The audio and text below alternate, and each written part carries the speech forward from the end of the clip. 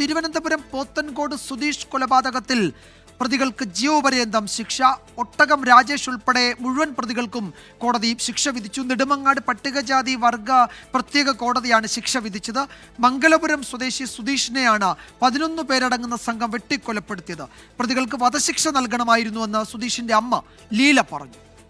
Quotation കൊടുത്താണ് എൻ്റെ മോനെ കൊന്നത്. കൊട്ടേഷൻ കൊടുത്താണ് കൊന്നത്. എൻ്റെ മോനെ എന്തിനാണ് കൊന്നതെന്ന് എനിക്ക് അറിഞ്ഞൂടാ. എൻ്റെ ബന്ധുവിൻ്റെ വീട്ടിൽ രണ്ട് മണിക്ക് ശേഷമാണ് എൻ്റെ മോനെ കൊന്നത്. കാരണം എന്താണെന്ന് എനിക്ക് അറിഞ്ഞൂടാ. എന്ന് വെച്ചാൽ പിന്നെ എന്ത് കാരണമാണെന്നും ഏത് കാരണമെന്നും എനിക്ക് അറിഞ്ഞൂടാ. എന്നിട്ട് ഇവനെയൊക്കെ 11 പേരെയും ജയിലിൽ തൂക്കിക്കൊല്ലണം.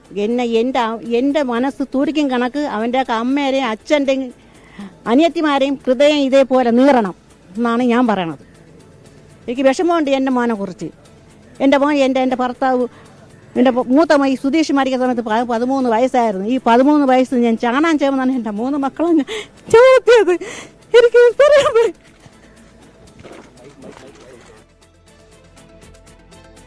ഷഫീദ് റാവുത്തർ വിവരങ്ങൾ നൽകും തിരുവനന്തപുരത്തു നിന്ന്. ഷഫീദ്, കോടതി ഉത്തരവിന്റെ വിശദാംശങ്ങൾ എന്തൊക്കെയാണ്?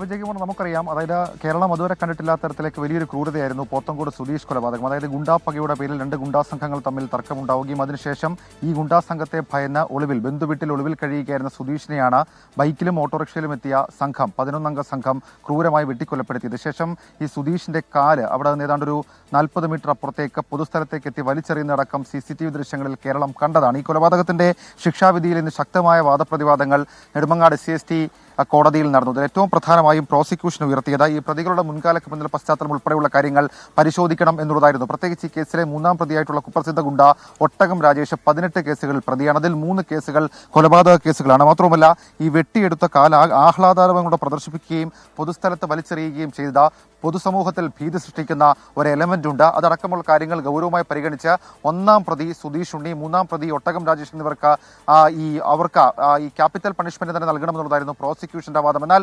പ്രതിഭാഗമാകട്ടെ ഈ വിഷയത്തിൽ പ്രതികളുടെ കുടുംബ സാഹചര്യം ഉൾപ്പെടെയുള്ള കാര്യങ്ങൾ പരിശോധിക്കണമെന്നും മാത്രവുമല്ല ഈ കേസിലെ ദൃക്സാക്ഷികളുടെ മൊഴിയിലെ വൈരുദ്ധ്യങ്ങൾ അതും കോടതി മുഖവിലേക്ക് എടുക്കണമെന്നുള്ള കാര്യം പ്രധാനമായും കോടതിയിൽ ഉന്നയിച്ചു. അതിനുശേഷമാണ് നെടുമങ്ങാട് SC കോടതി ഈ കേസിലെ 11 പ്രതികൾക്കും ജീവപര്യന്തം ശിക്ഷ വിധിച്ചിട്ടുള്ളത്. മാത്രവുമല്ല, ഈ കേസിൽ പ്രതികൾ 1 ലക്ഷം രൂപ വീതം ഈ കൊല്ലപ്പെട്ട സുധീഷിന്റെ അമ്മയ്ക്ക് നൽകണം എന്നുള്ള കാര്യം കൂടി ഇതിനോടകം തന്നെ കോടതി വിധിച്ചിട്ടുണ്ട്. ഈ പ്രോസിക്യൂഷന്റെ ഇക്കാര്യത്തിലെ, അതായത് വിധിക്ക് ശേഷമുള്ള മറുപടി അല്ലെങ്കിൽ അവരുടെ പ്രതികരണം എന്ന് പറയുന്നത് ഈ കേസ് മാതൃകാപരമായിട്ടുള്ള ശിക്ഷാവിധിയാണ്. കാരണം മാത്രമല്ല, ഈ 11 പ്രതികൾക്കും ജീവപര്യന്തം എന്നുള്ളത്, അതിൽ ഈ 10-11 പ്രതികൾ അവരെ നേരിട്ട് കൊലപാതകത്തിന്റെ പ്രൈം സ്പോട്ടിൽ ഉണ്ടായിരുന്ന പ്രതികളായിരുന്നില്ലെന്നടക്കമുള്ള വാദമുണ്ടായിരുന്നു.